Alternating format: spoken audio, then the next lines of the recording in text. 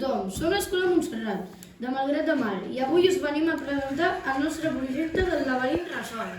Nosaltres hem utilitzat els robots Codi Rocky i hem programat a MBlock, que és el seu entorn de programació.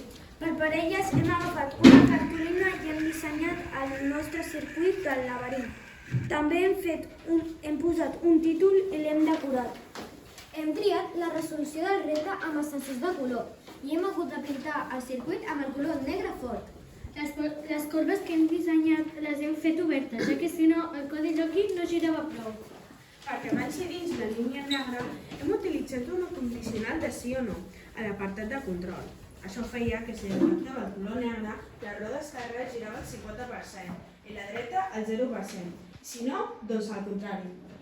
Però hem trobat en un problema, que el codi Rocky no parava.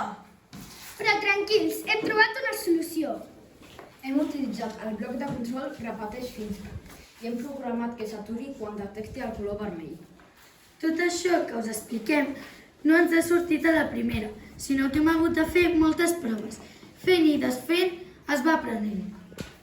Esperem que us hagi agradat. Adeu, ens tornarem a veure en el pròxim repte. Adeu!